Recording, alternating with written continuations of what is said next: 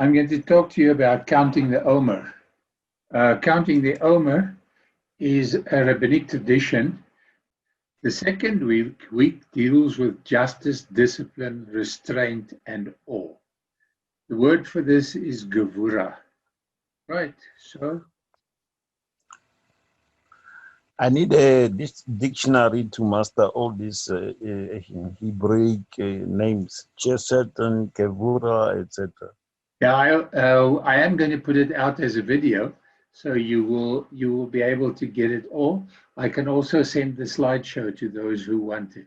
But the important thing is that Chesed and Gevura are loving kindness and discipline.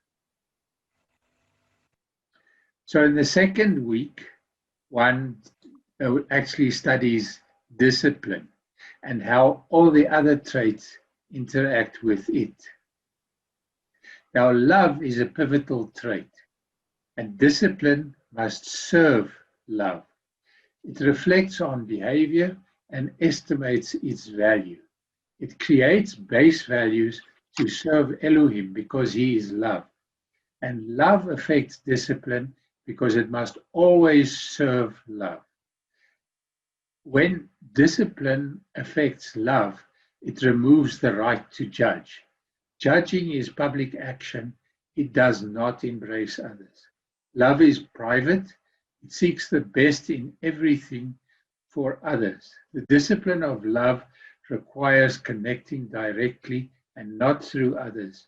It's a conduit to rectify multiple wrongs privately.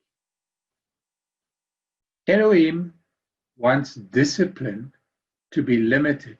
It must never be excessive. One must refrain from exercising excessive discipline. The question is discipline adequate or is it lacking? It has a direct effect on how one arranges one's life. Time management is essential, but it must further the cause of discipline without harming others. So one has to control time management. You mustn't use time management to hammer away at others, but one must be accounted for all the actions that are followed. It is extremely important to evaluate the outcomes of discipline and realize that unliked actions may be essential to smooth function.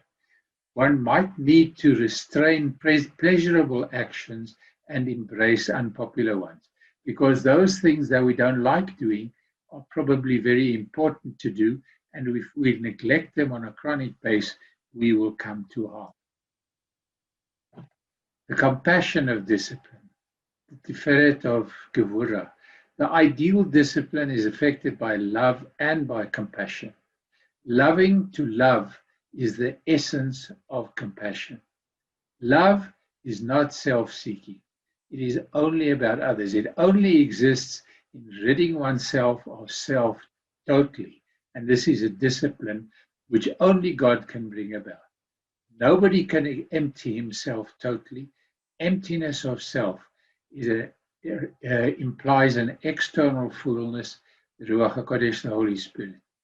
Such love that is no longer own love. It is the love of the Lord himself. Personal discipline must have compassion to be truly meaningful.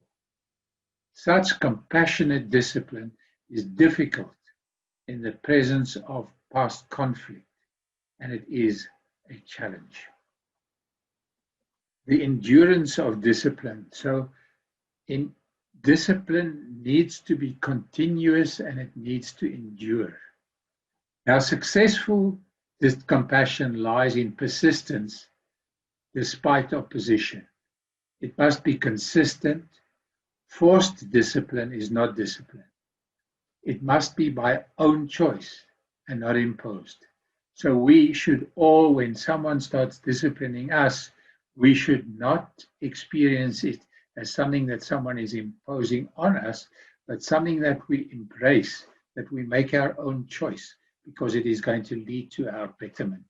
So the perception of discipline by others is the measure for how successful it is, not the judgment of the person exercising the discipline.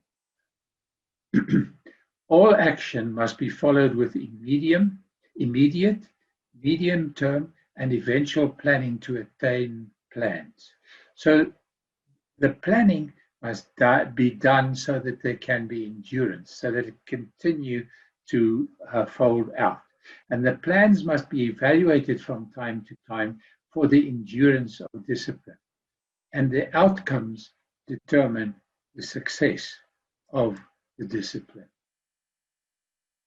There needs to be humility in discipline. Humility is essential to the goals of discipline and efficacy. And to that, and it is essential to help others to attain their discipline, because it's a critical evaluation from a position of superiority and power is unsatisfactory. But evaluation from a position of humility, of being equal to the person that you are judging, does not come from superiority and also does not come from power. It is from a position of equality. Arrogance in evaluation of others exercise one's own opinion of what is right, whereas it has to be God's opinion of what is right. And that can only come from a point where one is humble, because the Spirit cannot live in someone who is arrogant. Now, when there's arrogance in the evaluation of others, it may be downright cruel. And arrogance leads to arrogant judgment. And the approach to others, including one's own children, then becomes questionable. One must never evaluate others from own arrogance and paternalism. Personal wants must be removed from judgment. It must be about the person who you are evaluating, who you are judging. The judgment must be to the advantage of the evaluated person. And judgment is meant for upliftment to a higher functional level. Effective discipline is best exercised, the bonding of discipline. So for discipline to really work, there needs to be a bond. For us to discipline our children, we need to bond with them. For us to discipline people with whom we're working, we need to have a relationship with them. And it's therefore best exercised in a committed relationship. The purpose of discipline is not only to rectify wrongs, but it must strengthen the bonds between those exercising the discipline and those receiving it. It must be the product of a mutual activity, building both and never degrading anyone. All disciplinarian situations must strive to strengthen and enhance each other, and such discipline is accepted much more freely. It is commonly said in our world that family should not be together in business. And the reason that is because the way that we judge generally is from a position of arrogance. We consider ourselves better than a person who is making a mistake. But you can see that here is a totally different set of values. Go and consider yourself equal to the person to whose life you are looking, and handle him from a position of humility. Because then family can work together. Because today I will need to be humble, tomorrow my brother will need to be humble, but he will still need to discipline me. And all disciplinarian situations must strive to strengthen and enhance each other, and such discipline is accepted much more freely. Discipline and love must bring about nobility. So it must change the person receiving the discipline into being a nobleman. And this is difficult to understand because destructive discipline is counterproductive. True loving discipline must enhance functionality.